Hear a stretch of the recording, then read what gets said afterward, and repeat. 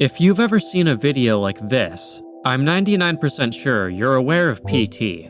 PT, short for Playable Test, was a 2014 demo for a first-person Silent Hill game directed by the prophet himself, Hideo Kojima, and his good friend Guillermo del Toro. The game follows an unnamed man who wakes in a small room and enters a looping hallway that changes each time he passes through. After looping through the hallway a few times, you encounter a ghostly woman named Lisa who will chase you and restart the loop from the beginning if she catches you. The main story is completed through a series of convoluted puzzles. Upon completing the puzzles, you'll be able to walk through a door at the end of the hallway and see this.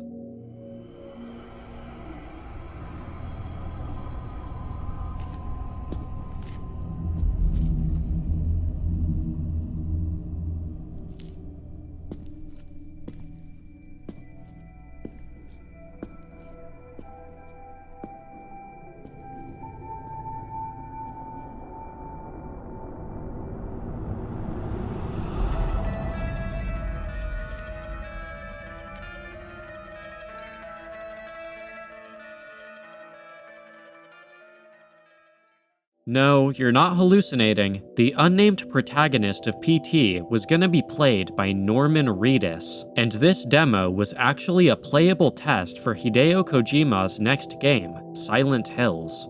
Sadly, due to disagreements between Konami and Kojima, the whole project was cancelled and the demo was removed from the PlayStation Store. If you were one of the lucky people who downloaded the demo in 2014, you can still play it if you jailbreak your PS4, and there are multiple community recreations that you can play on your PC. Now that you know the full story of PT, what if I told you there's not just one cancelled Silent Hill game, but two? Today, we're going to be covering the entire story of Konami's abandoned Silent Hill game, Silent Hill: Cold Heart.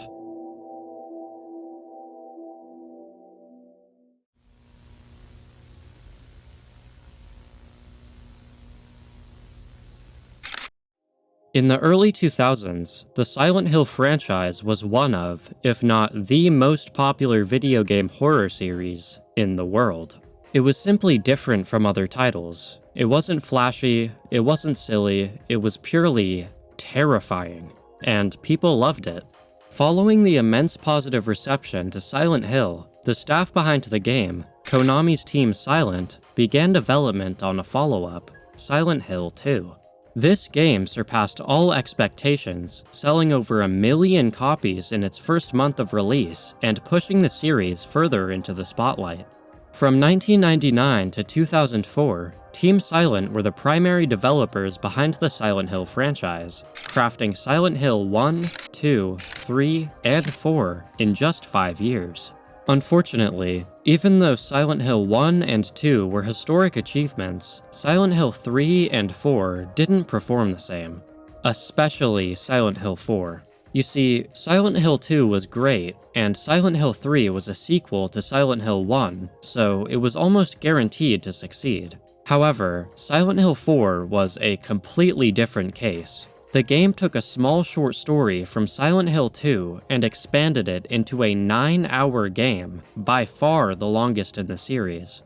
It also heavily focused on combat, giving you a smaller inventory, scarce ammunition, and dramatically increasing the enemy encounters. Critics and the general public didn't really like the game. They enjoyed the familiar Silent Hill atmosphere and dark tone, but hated the emphasis on combat and higher difficulty. After Silent Hill 4's release, Konami wanted to take the series in a new direction. This led to the sunsetting of Team Silent and the rise of what fans call the American Silent Hill games, finally bringing us to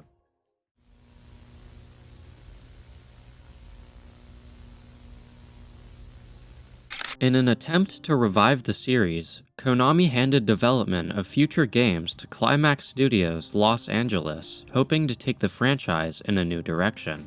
On May 9, 2006, 692 days after the release of Silent Hill 4, Konami announced their next game at E3, Silent Hill Origins. It was their first departure from Team Silent and the first mainline Silent Hill game on a portable console. If Silent Hill 4 was ambitious with its focus on action, Silent Hill Origins was like a shotgun blast to the face. An entire Silent Hill game promising to tell the story of how Silent Hill became Silent Hill, all on a 4.3-inch screen. In the months following the E3 announcement, fans flocked to SilentHillForum.com to vote on whether the game would suck. Surprisingly, most people voted maybe, not because it was handheld, but because Team Silent wasn't involved at all. In the year following E3, Konami released multiple articles explaining the game's content further, most notably showing off the first gameplay.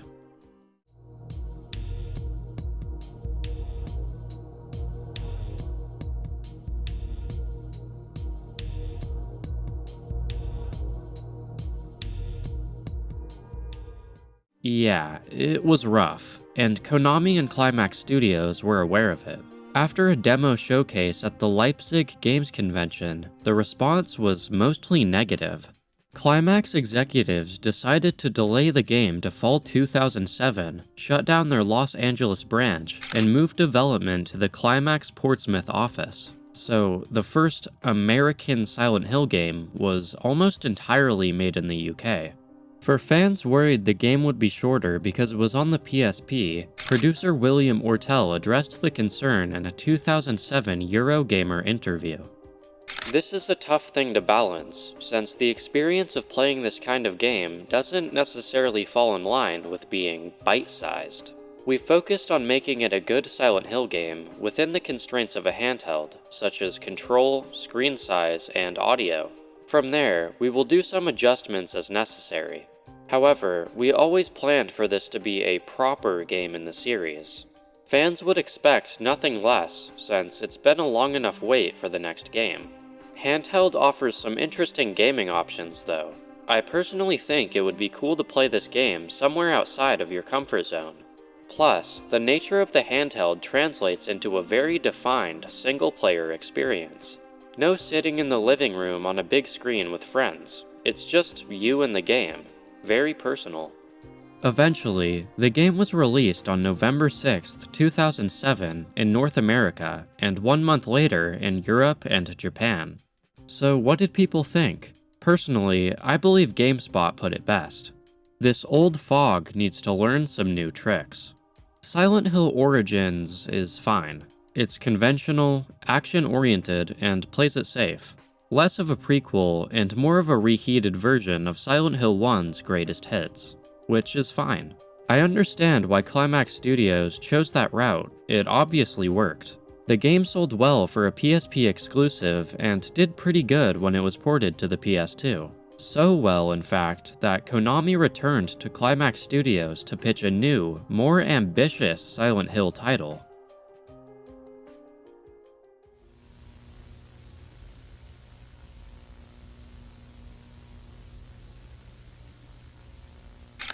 Following Silent Hill Origins, Konami asked Climax Studios to develop another PSP title. Climax accepted, but lead producer of the American Silent Hill titles, William Ortel, had another idea. He requested Climax create a pitch for a Silent Hill first-person shooter that would be a Wii exclusive. The developers came up with a spin-off titled Bram's PD, putting players in the shoes of an amnesiac police detective searching for their missing partner. The game aimed to capture the interactive storytelling elements of Silent Hill 2, where decisions like how long you look at letters or how many enemies you kill determine the ending. In Bram's PD, the player would interact with a psychiatrist who would analyze your personality and alter enemies and environments accordingly. Unfortunately, Konami executives weren't fond of the idea, so Climax pitched another Wii exclusive game, Silent Hill Cold Heart. In 2015, Silent Hill Memories, a fan site compiling series history, obtained more than 10 images from the original pitch documents. These documents detailed the plot, motion control use, and numerous technical features. Jessica Chambers is an athletic college student whose emotional vulnerability is spilling to the surface. Her posture is defensive, Her full lips and tingled blue from the cold, and her sad eyes are glossy and strained. Perhaps she has been crying recently. There's a coolness, too, an icy resolve beneath the surface. Rewind to a week ago, Jessica has become dependent on her psychiatrist. She is becoming removed and emotionally distant, plagued by awful nightmares.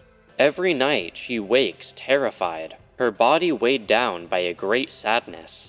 A sense of unease and despair is slowly eating away at Jessica from somewhere deep inside.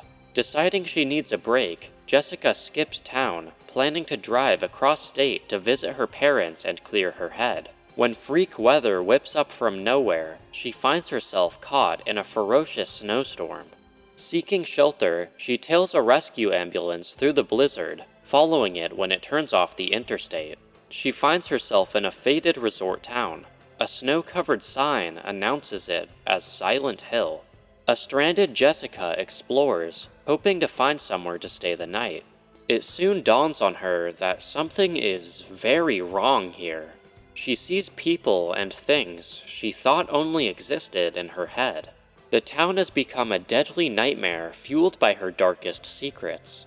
A frozen maze full of characters and monsters whose ice hearts know only cruelty and violence. So, not only would Silent Hill Cold Heart be the first game to feature a female protagonist since the third installment, it also drastically transformed the foggy resort town of Silent Hill into a snowy wasteland filled with monsters representing Jessica's fears. Kind of like Silent Hill 2. But besides the general plot, what was the game actually gonna play like? Well, there are more than 3 pages in the pitch document breaking down intricate gameplay features, dynamic weather, and basically every conceivable use for a Wiimote. In the major gameplay features section, Climax outlines multiple scenarios where players would use motion controls, immerse themselves in real-time weather mechanics, and be analyzed through therapy sessions. Basically an evolution of their Brahms PD concept. In the earlier Silent Hill games, your flashlight was your permanent solution to everything. If it was off, you could barely see and your map was rendered useless. In Cold Heart, the flashlight remained essential, but it also became central to Climax Studios' specific game design. You'd move it in real time using the Wiimote, melting ice, revealing secrets, stunning enemies, and even upgrading it into 3 different versions, each with unique abilities. And it wasn't just the flashlight. The Wiimote controlled every weapon, too. Climax called it as real as it gets melee, letting you swing, grapple, attack, and ambush enemies. And it doesn't stop there. You'd also use the Wiimote to solve puzzles. Instead of dragging items into place or dropping boxes down trash chutes like in Silent Hill 2, you'd physically twist and turn objects with your arm. Think of it like playing hole in the wall on your cousin's Kinect, but in Silent Hill. Climax also planned a fully dynamic weather system. Instead of fog, snow, hail, and rain were the primary hazards. Ice would melt to reveal new areas, enemies would creak louder as they froze, and freezing temperatures would force you to find warmth or risk taking damage. On top of motion controls and dynamic weather, the game would also create a personality profile for the player.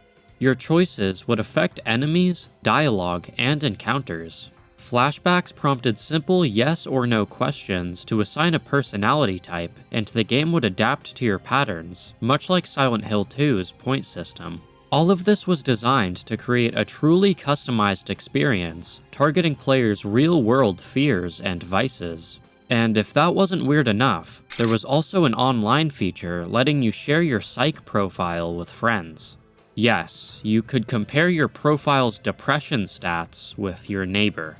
Pages 4, 5, and 6 of the leaked document go over technical features ranging from cool to downright outrageous. I'll give you a quick rapid-fire rundown. Realistic inventory system similar to Alone in the Dark and The Forest. Jessica's cell phone doubles as a radio, giving enemy feedback like previous Silent Hill games. Collectible clothing for protection upgrades. health restored via perishable food and drinks instead of medkits, an expansion of Silent Hill's map letting you explore West Toluca Lake, dialogue controlled with motion gestures, makeshift barriers created with the Wiimote to block enemies or solve puzzles, annotatable maps, kinda like the Silent Hill 2 remake, but if those moments weren't scripted, puzzle sounds, weapon noises, and ambience through the Wiimote speaker for immersion. In the document, there were also 6 gameplay features mentioned.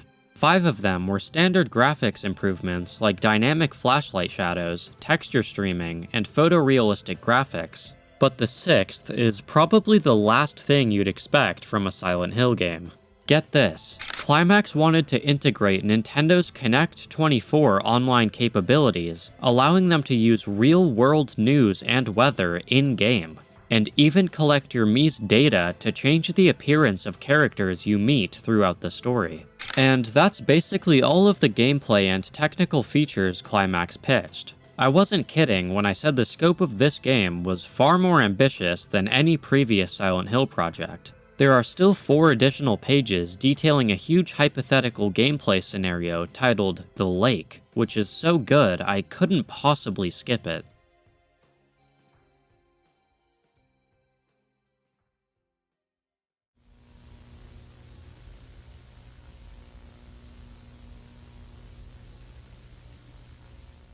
You enter Silent Hill through the back streets of a neighborhood.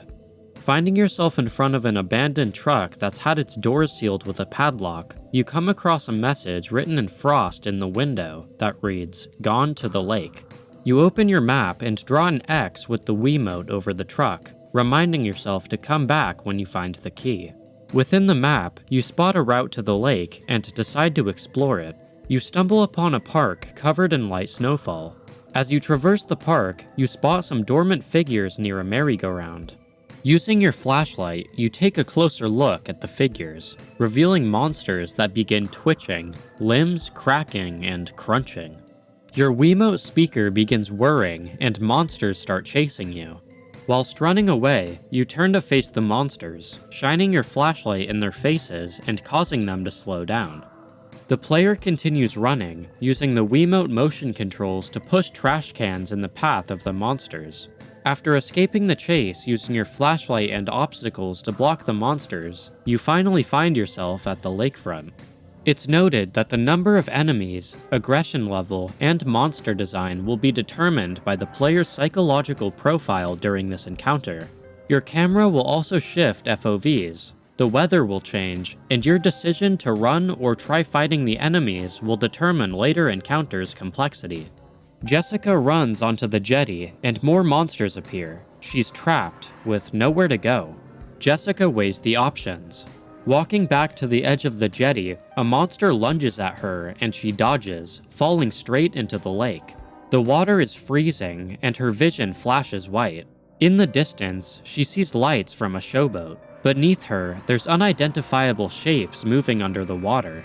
Jessica begins to hear a harsh cracking sound, and terror fills her eyes as she realizes the world is changing around her. The entire lake is freezing, and the boat she saw earlier is thrown out of the water and frozen into the ice. The only part of the lake that's not frozen is a small shrinking circle surrounding Jessica, and as it closes in on her, she struggles.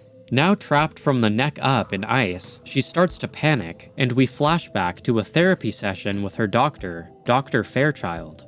He begins asking Jessica a series of yes or no questions, which the player must respond by nodding the Wiimote. Questions like, "Are you scared of tight spaces? Have you ever dreamt about being buried alive?" And, "Would you rather die by drowning or being buried alive?" Fairchild then begins showing Jessica flashcards with crude drawings, asking the player to point out the one that they fear the most. For example, if the player chooses a drawing of a snake, Fairchild will say, "You scared of snakes? There's really nothing to be scared of. They don't attack unless provoked, you know." After the interactive questions, the game would use the data to create the player's profile and customize gameplay in the future. The snake question is pretty interesting. My theory is that within these cutscenes, Fairchild would basically give you a tutorial for an upcoming enemy. For example, if you say that you're afraid of snakes, he'll tell you that they're harmless unless provoked, so in a gameplay encounter, you might be able to simply sneak past them instead of panicking and attacking them. After the therapy session, you flash back to the present for another cutscene. Jessica is still trapped and is now starting to lose consciousness. A male figure approaches her, with monsters visible behind him at a distance, as if they're afraid of him. Jessica looks up and realizes that she met this man earlier at a bar. "I know you," she whispers. He smiles and replies, "I know you." Something is unnerving about him, but Jessica can't do anything besides ask for help. The man ignores her, almost as if he doesn't view the situation she's in as dangerous. He looks down at her and says, "Better the devil, you know." He lifts his boot and cracks the ice, and the screen cuts to black. It should be noted that depending on the player's profile, the behavior of the man would change. For example, his dialogue choices would be different, and his appearance would be based on yours, which would have been calculated when you booted the game based on your Wii's Mii profiles. The black screen fades out. Jessica is lying on the ice, slowly regaining her consciousness. You regain control of Jessica again, and a temperature indicator on the HUD alerts the player that they need to find shelter soon, or they will die. As you try running, Jessica's pace is labored. She's exhausted and trying to make her way to the boat that she saw earlier. You climb up the boat's rope ladder, now frozen and slippery. Using the D-pad, the player grabs a chocolate bar from her backpack and eats it, restoring some of her energy. Inside the boat, your temperature stabilizes. You approach a loose pipe on the wall, hold the C button, and motion the nunchuck controller backwards to rip it off the wall, making it your first weapon. Further exploring the boat, you use the Wiimote to maneuver your flashlight, shining it on the walls and revealing a thick layer of ice. The showboat's dance hall is filled with bodies, and the restaurant is covered in rust. In the corridor leading to the engine room, the player is ambushed by two monsters. You're able to quickly take them out by blinding them with the flashlight, swinging the Wiimote, and motioning a jab to one of their eyes, all while visceral sound effects are played through the Wiimote speaker. The player in real life catches their breath, since you just waved your Wiimote around like a maniac, mirroring Jessica's in-game exhaustion. Her cell phone starts ringing, and the Wiimote plays a high-pitched ringtone through its speaker. You lift the Wiimote to your ear and press A to answer. It's the man from the lake.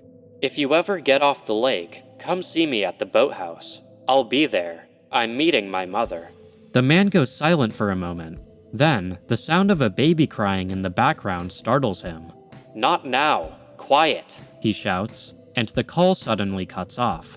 Jessica finally reaches the door to the engine room. You push the C button to grab the hatch wheel, making a winding motion with the nunchuck to open it. Inside, the bottom floor is blocked off by a large amount of ice, almost as if the room was flooded and then froze over. Using the flashlight, you can spot a metal key at the bottom of the ice. At the far end of the room, the boiler engine is untouched, unaffected by the world's change. A nearby note contains instructions on how to start the boiler, so the player begins gathering pieces of wood and placing them inside. You then light them with some pieces of flint, banging them together with the Wiimote and nunchuck to create a spark. Once the fire is lit, the player operates a hand pump to supply the boiler pressure. When the boiler is hot enough, the ice in the room begins to melt, finally allowing you to grab the key, which can be rotated in 3D, similar to a Resident Evil item, revealing the tag's text, "Captain's Headquarters." On your way to the captain's quarters, you encounter a few enemies which you take out with the Wiimote's motion controls. Upon entering his quarters, an in-game cutscene begins. Jessica enters the room and finds a young girl, sobbing. She asks her what's wrong, but the girl ignores her. Suddenly, the girl jumps up and pulls out an icy knife she hid in her dress. She stabs Jessica in the chest and then bolts out of the room. Jessica falls to the floor and loses her consciousness. When she wakes up, most of the ice has melted and her chest wound is somehow healed, almost like it was never there. Looking out a window, she sees that the lake is no longer frozen, and the boat she's in is now approaching the shore. On the bank of the lake, there's a large boathouse with a cartoon sign reading Blue Marlin Boathouse. Suddenly, Jessica remembers another session with her therapist, Dr. Fairchild. He's showing her an abstract picture which Jessica says looks like a fish. Fairchild agrees with her and pauses. Now, last time you were here, we talked about your father. We should talk about him further. Would you say that you were closer to your father than your mother? You shake your Wiimote up and down, indicating yes. Were you an only child? You respond no. But you feel you were your parents' favorite child? You think for a second, then shake the Wiimote. Ah, okay. Now then, please take a look at these 4 drawings. Pick the one that most looks like the sort of thing you used to draw as a child. Using the Wiimote, you point to the bottom left card, a crude sketch of clouds and a girl with a dog. Nice choice. Now, let's get creative. Here's some pencils and an eraser. Jessica, can you draw me your idea of the perfect home? Take as long as you want. You are now able to draw using the Wiimote. Whilst holding the A button, you can change the color of your pencil and switch to an eraser. In this scenario, the player draws a house with the sports car in front, drawing in all black, only changing the pencil color to red when drawing the car. They don't bother erasing any mistakes. Fantastic. Is there no end to your talents? Says Dr. Fairchild. This cutscene tracks your data and uses it to further enhance your personality profile. Did you erase? If you did, how often? Did you sketch roughly or take your time? Did you use any colors? If so, which colors? All of these tiny details would become part of your profile, and the pitch even presents the idea of adding your sketch to a wall somewhere later in the game. Finally, you exit the flashback and return back to the present. The boat shudders as it docks at the shores. Jessica makes her way off the boat, and scene. That was the entire concept level that Climax Studios created for Silent Hill: Cold Heart. Now, besides the huge list of gameplay features, technology ideas, and the lake concept level, we have 3 other pieces of concept art. First off, we have this beautiful cover. Jessica is the main focus of this piece, holding her titular Wiimote-operated flashlight while she's traversing through the snow-consumed town. Secondly, we have the back cover, which notes the use of the Wii controls and the new frozen setting, whilst also featuring 3 screen caps of the game. There's a tree, I think, as well as the abandoned ambulance that Jessica followed and a cassette tape.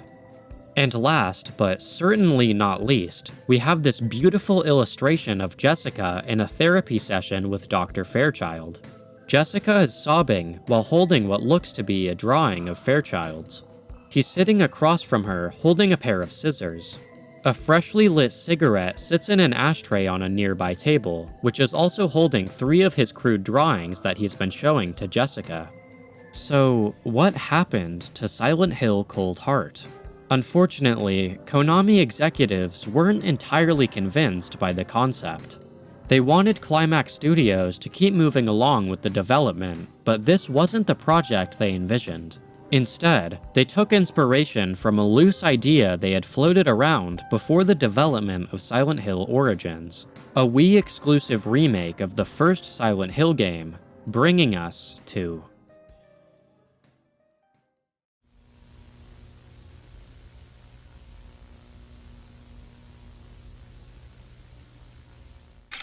Silent Hill: Shattered Memories was the unceremonious spawn of Silent Hill: Cold Heart, adapting the story of Silent Hill into a new, postmodern perspective. Luckily, Shattered Memories didn't completely abandon Cold Heart's ambitious ideas for the Wii. You still had your motion-controlled flashlight, personality profiles, and there were also therapy sessions, this time with Harry Mason and Dr. Kaufman. On the other hand, Shattered Memories had to remove some of the most exciting aspects of Cold Heart. Swinging your Wiimote to take down monsters? Completely gone. In fact, not just gone, but entirely omitted from the whole game. You heard that right, there is absolutely no combat in Silent Hill: Shattered Memories. Instead, you either run and hide from monsters, or distract them. Now, I'm not saying this to discredit Shattered Memories. It has a lot of interactive features that are really cool. For example, the game features a cell phone that you use to call numbers, navigate the map, take photos, and pick up recordings that give you small details on the story. And of course, the entire psychological aspect of answering questions during therapy is still there, which is a great mechanic. Unfortunately, the game didn't perform very well. Konami originally envisioned a massive success. I mean, the Wii was the biggest console at the time, so why wouldn't a psychological horror game do well? Well, that was the problem. The Wii player base just wasn't interested in a game like Silent Hill. There's no readily available statistic for how many units the game sold, but it's estimated that it only sold roughly 200,000 copies on the Wii. Thankfully, Climax Studios had prepared ports for the PS2 and PSP, which were released only a month after the game's release. So, in the end, the estimated sales were around 500,000, less than half of the sales that Silent Hill 2 got in its first month of release. In the years following Shattered Memories, Climax Studios would not return for another game, and the franchise would become dormant for 12 years after the release of WayForward Technologies' Silent Hill Book of Memories, a disastrous dungeon crawler for the PS Vita. I tried playing this game a few years back, and I just couldn't get through it. It's so forgettable and bland that if you showed me gameplay and told me it was a mobile game that just came out, I would honestly believe you.